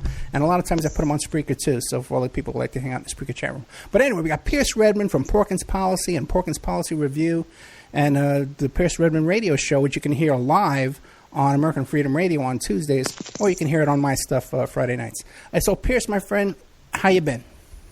I'm good, Ed. It's been a while since I've been on your show, and it's always a pleasure to be here. So I'm glad that we could do this. Yeah, me too. Thank you so much. Because just so the audience knows, I just called Pearse this morning, begging him to come on. Let's call it what it is, you know. So what do you call it? And it's kind of funny too, because I was just complaining the other night. Because I remember the first time I did a Jeffrey Epstein show. The first time I couldn't find a guest who knew anything about it. I brought a guy on. The second hour I had to do the whole thing by myself. And then I think shortly after, I think you're the next guy who contacted me. And when you interviewed me, yeah, it was like the second one, right? And I was so impressed because you knew so much about the case. I learned so much from you that ever since then, I've been a huge fan. I 100% recommend Pearse Redmond, Porkins Policy, his shows. They're good quality stuff. And if you go on YouTube and read the comments on YouTube, everybody says this guy's putting out really, really quality material. So I really got to take my hat off to you. Thank you very much. Ed. So, the reason I called you this morning is because yesterday Trump appoints Alex Acosta to be the Secretary of Labor, right? Mm-hmm. Okay, and then I start getting all these emails, and I wasn't paying attention. You know me, it's Thursday night. Take that night off. Yeah. No, neither was I. I didn't even know until someone tweeted me. Right, so getting all these tweets. Now, what was the tone of the tweets you were getting? I'm curious. Mostly it was just, oh my God, can you believe this? This is the same Acosta, isn't this bizarre? And I it was like late at night. It was like midnight when I finally kind of checked Twitter. I was doing other things, was watching TV or whatever. And then I see these, and then I start, going online and looking, and I'm seeing that there's some articles written about this. And I almost couldn't believe it. I thought perhaps this is a different Acosta. How could this be the same guy connected to the Epstein case? But lo and behold, he was. That was it. And then I will say, on the flip side of that, a lot of people out there that seem to be kind of, involved in either the Epstein case or, like in terms of researching it or looking into the types of things that Epstein has been accused of, were not talking about Acosta's nomination by Donald Trump, which is, I think, also kind of fascinating and speaks volumes to the kind of, like lines that have been drawn when it comes to sexual abuse and people in power being accused of that. So very fascinating stuff. And Acosta is a very important figure within the Epstein case, and would be if he is confirmed, which I suspect he probably will be, he'll be the second person, along with Sean Spicer within the Trump cabinet, that has defended a pedophile. Sean Spicer, of course, worked for Mark Foley, who is virtually forgotten, even though he was pictured in a rally of Trump's very early on. This was the guy who was sending very lewd messages to the White House pages. His whole scandal was covered up by Dennis Hastert, who's, of course, battling his own sexual abuse case right now. So very fascinating that Acosta was named or nominated by Donald Trump. You know, something you mentioned Foley. That's really weird too, because Trump actually called it out, and because he was complaining about someone who was that guy.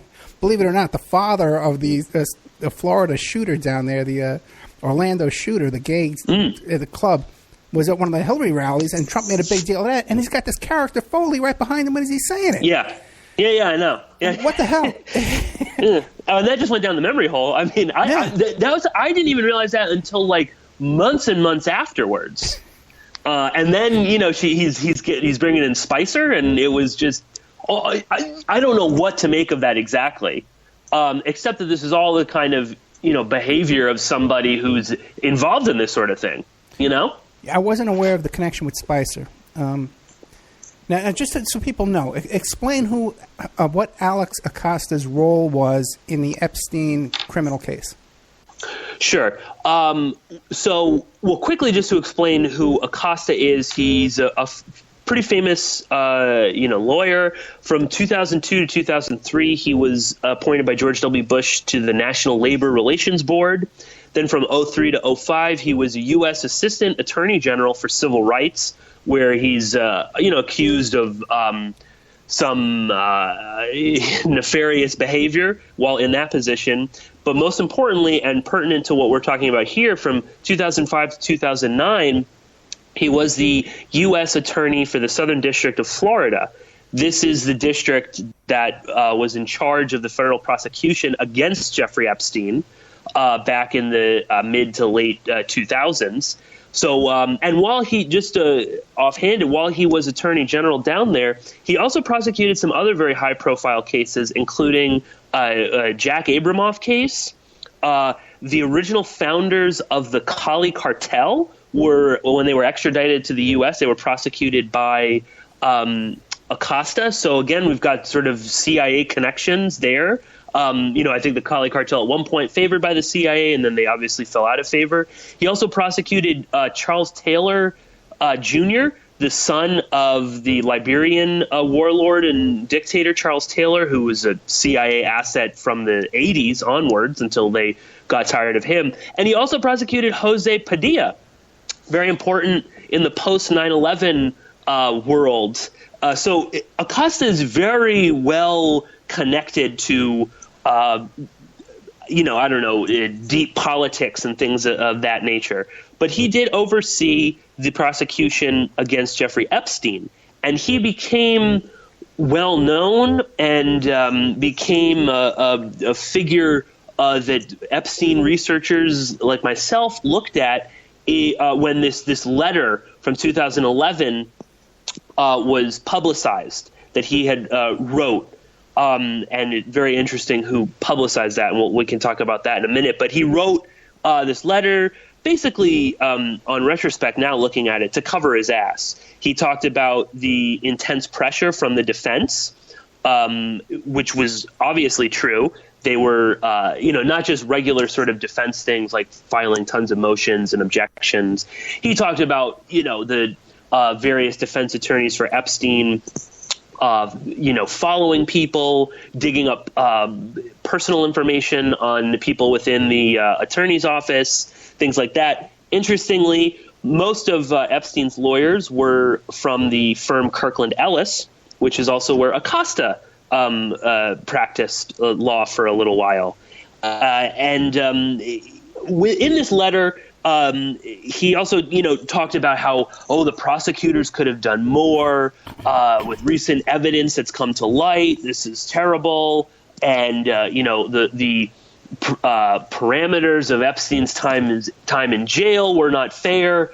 But at the end of the letter, he says, but ultimately, he went to jail, he served his time, my hands are clean.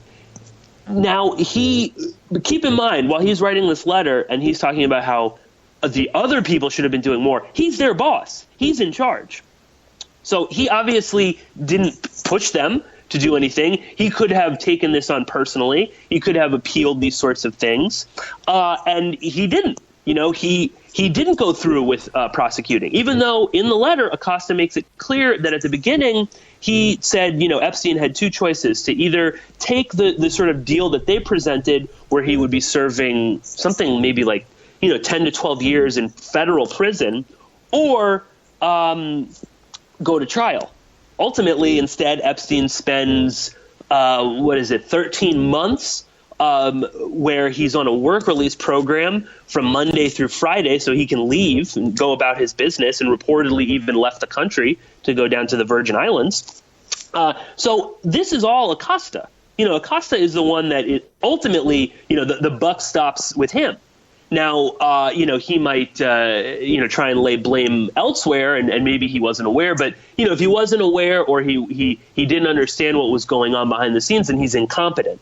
But I don't think that's, I think this is a sort of classic example of a high-profile figure failing upwards. He didn't do anything and got Epstein this amazing deal, which saw him barely, he didn't suffer at all.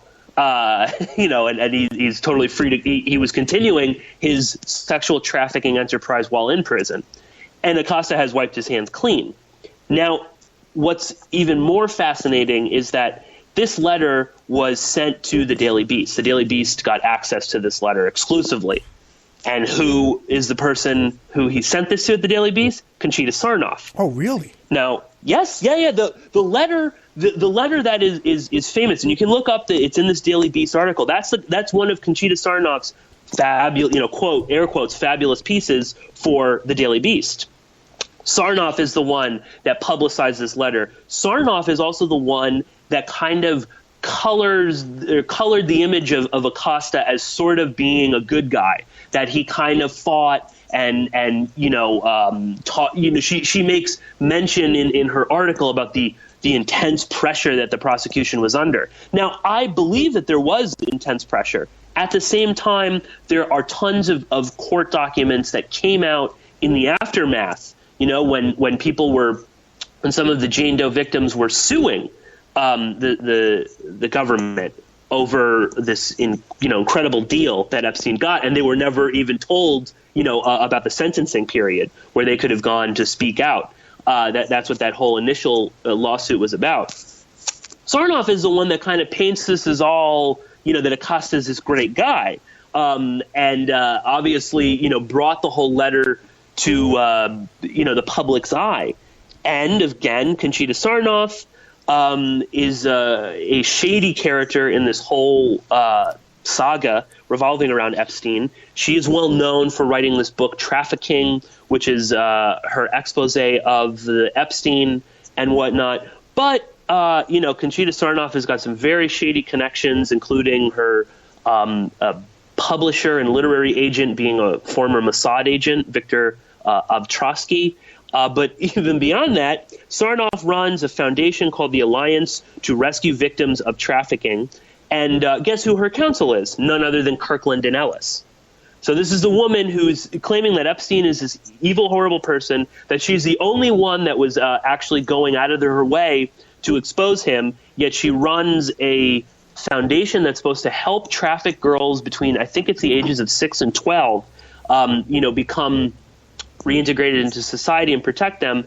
Yet the law firm is the same that Epstein used. Is this not a conflict of interest? Is no one pointing this out to Conchita Sarnoff? So now, again, I didn't know a lot of these sort of connections when I was first researching this, and I didn't even put it together that that Sarnoff was the one kind of promoting this until, again, I went back and I reread the letter. And then I see, oh, my God, and now Sarnoff is the one that brought this whole thing out. How far back does she go with all of this? I think I spoke about it on your show, Ed, the idea that somebody got to Sarnoff, paid her off or something like that, or is at least trying to control the flow of information that she's put out there. But now you see that, she's publicizing or promoting Acosta as some sort of, slight hero. Maybe this goes back even farther. Who knows? To what degree? Very interesting, because I had Sarnoff on my show, and I spoke to her, her Mossad agent. He called my house. What do you call it? Is that she was friends with Epstein and Maxwell previous to them getting caught. She was friends with, and she says that Trump, she could find nothing on Trump, and she even misquoted. We had a little bicker about it. We bickered about it on the air. The famous quote by Vicky Ward of a vet from the New York Magazine of Trump when he said that he and Epstein were best friends, great friends, and he likes little girls, and it's just as much as I do. Whatever that exact quote was, that people know so famously now. But just a little background. You got to understand, this guy Acosta, his role as federal prosecutor for the Southern District is equivalent to what Rudy Giuliani was in the Northern District. That's how high this guy was in the Justice Department. So that's one thing I wanted to point out. Now, the thing, too, is now the plea negotiations, I read those plea negotiation letters where Acosta is saying, hey, listen, you should take that 2-year state deal. Otherwise, I'm going to prosecute you in a federal court, and then you could get 10 years. And one thing about that is, if Acosta had taken that case, the prosecution rate in the federal court is like 98%. It's like, you have no, it's like hopeless. Oh, he would have won, hands down. There's no way. They had, they'd gotten 40 victims to come forward and speak to the FBI. I mean, the FBI was looking into it. The Palm Beach Police Department did the most thorough investigation, like, in their history. This was like above and beyond what the Palm Beach Police normally does. They would have nailed this guy. And, you bring that up, Ed. Again, there were lots of memos and things that came out when the initial lawsuits were going forward against the state down in Florida. And they showed complete collusion that, prosecutors within Acosta's office were meeting regularly with Epstein's lawyers, that they gave him, all sorts of preferential treatment. Again, too, Acosta was the one, he was in charge of this office. He's the one that should have alerted the victims of Epstein that they were going into sentencing. They did not, and they were not able to testify. Hence, Epstein gets this amazing deal. Again, that's Acosta's fault. Now, he might plead ignorance, he might plead this, that, and the other thing, but then he's a complete idiot, and really doesn't deserve to be, head of the Department of Labor. But I think much more, in an insidious fashion, he totally knew what was going on, and he knew the game that he was playing. And again, this guy goes all the way back. He goes all the way back to Kirkland Ellis, very shady, powerful law firm. Not to mention the George Bush administration, very high up in that. One thing I want to point out, too, is that this letter he wrote, and I had no idea he wrote that letter to Conchita Sarnoff until just now. I don't know if he wrote it specifically to Conchita Sarnoff, but that's who got the letter. Yeah, if she got her hands on it, come on. Yeah. So that's the deal. Now, the thing is, come on, there's no doubt about that. And now the thing is that he wrote that letter after he had left the prosecutor's office. He was not he was not a prosecutor. And he's commenting on a case that was closed years previous. So it was very unusual in a lot of different respects. So now, what do you make now with this? Because now, when Trump is reading his announcement yesterday, he's trying to make it sound like he doesn't even know who Acosta is. I know. I was just watching that earlier before we started talking. I don't know. I think Trump definitely knows who this guy is. If he doesn't, then he really is not in control whatsoever. But you have to assume that Trump knows who this guy is. I got something for you. Wait a second. When he was asked that question by the news reporter, they both had the same last name. The reporter had the name Acosta, too. Jim Acosta, yeah. And he put 2 and 2 together with that right away, so we know his memory's not falling apart. So how can he not remember? But wait, there's 2 questions. One, how can he not know who the federal prosecutor is down there in Florida? He lives down there in Mar-a-Lago, who's prosecuting his friend that raped his employee. Very hard to believe he's not on top of that. How could he not know? But so now, the other question is, why would he give this guy a public office, an appointment, when it's bringing attention to this? It brings attention, right? Because now we're talking about it again. I know. I 100% believe he knows exactly who this guy is. Okay. There's no way that he doesn't. Again, as you said, even if this had never happened, there was no Epstein case, none of this ever came out, he would know who the guy is because, as you said, Mar-a-Lago is down there. Trump spends half his time in Palm Beach. He would know who the U.S. attorney was. I haven't the foggiest idea exactly why he appointed him. I was talking to a listener of mine yesterday on Twitter, Jason, and he kind of makes a good point. Maybe this is about kind of keeping these guys close to you, sort of keep an eye on them, and also maybe as a promotion for helping with his friend. And I can only assume again that there were other connections with the initial investigation in Palm Beach that would have unearthed that. Yes, this is what I was told from a reporter, Jose Lambia, who's a gossip columnist down in Palm Beach, that it was not just Virginia Roberts. There were other young girls from Mar-a-Lago that Epstein had procured. Now, I assume that a lot of this came out in the Palm Beach investigation. So, again, Trump was much more connected to that initial prosecution that began, or investigation that began 2006 to 2008. So he has to know who Acosta is. Maybe this is a thank you for keeping him out of the press about this. Maybe also that Acosta's got connections down there. I'm sure he still maintains, he knows people down in the office down there, information. There's 2 cases going on right now here in New York. One of them involving Virginia Guaffiri, Virginia Roberts, that's her husband's last name that she took, against Ghislaine Maxwell, where Epstein is named in that lawsuit, and then a lawsuit with a Jane Doe 43 against Epstein personally, as well as Maxwell and a couple other characters, Sarah Kellen, Leslie Groff, Natalia Malyashev. So they're all employees, essentially, of Epstein. So maybe this is also Trump's way of kind of maintaining that he can still have some sort of control over what's going on.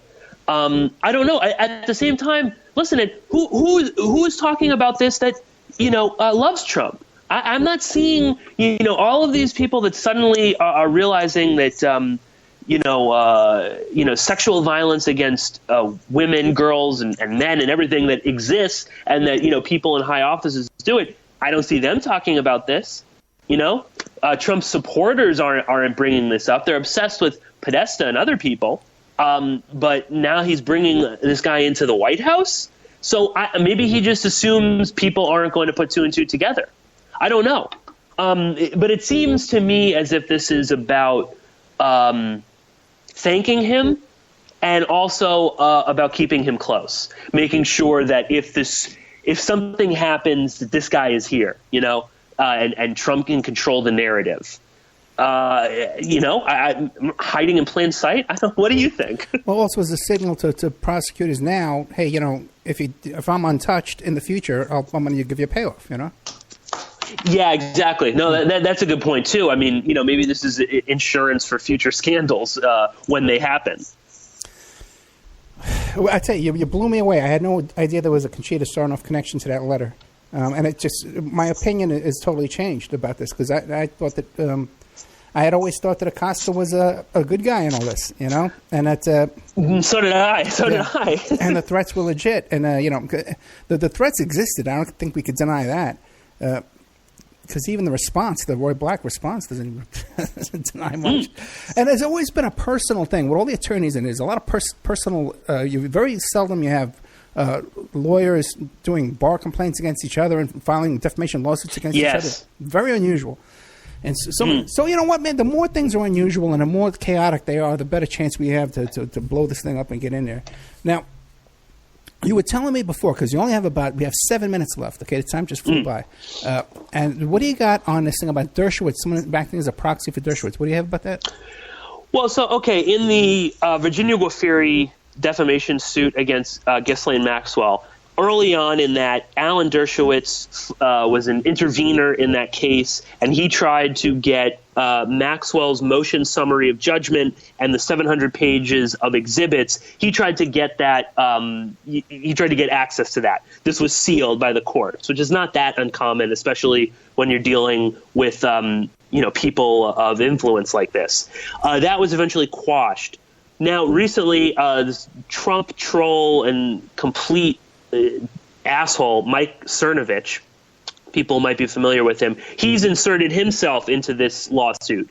Now, he's acting as an intervener. He wants to do the exact same thing. He wants to get the motion summary of judgment for Maxwell publicly released. You know, he's claiming all of this, that this is about, freedom of speech and whatnot, blah, blah, blah. Now, at first, I didn't take much notice of this other than I assumed this is another Trump troll inserting himself into a case that might very well touch the president of the United States.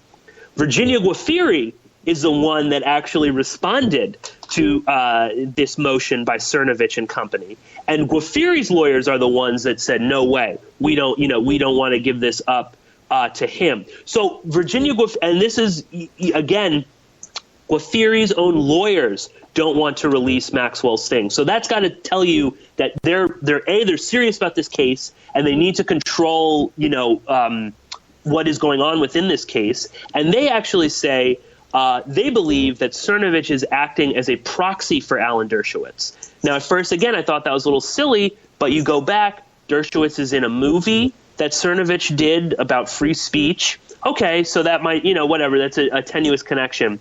But this was in 2016.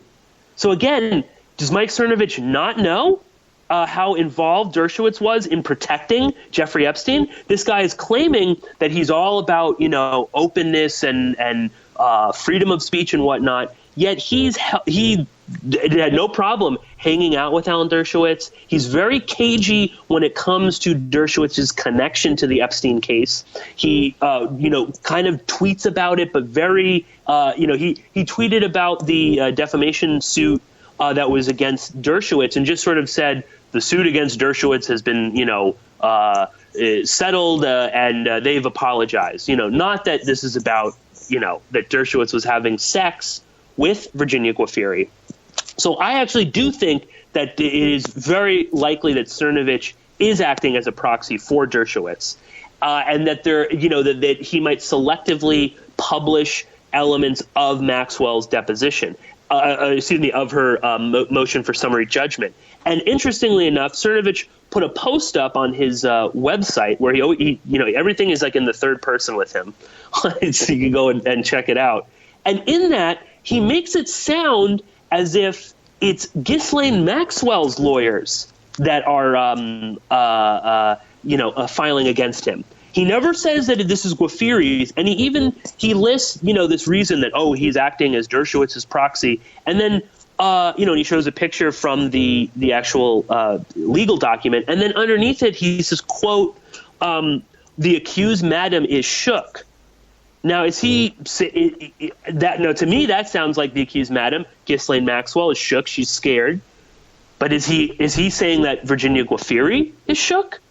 Or is he trying to make this sound as if this is really Ghislaine Maxwell that's protesting this? Because again, this is Guaffiri saying that she doesn't want this coming out.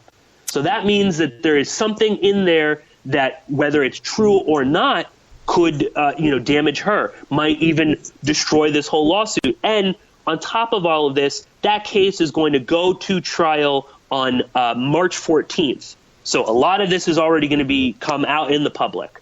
So why is Cernovich, wanting to do this quite so fast? Who knows?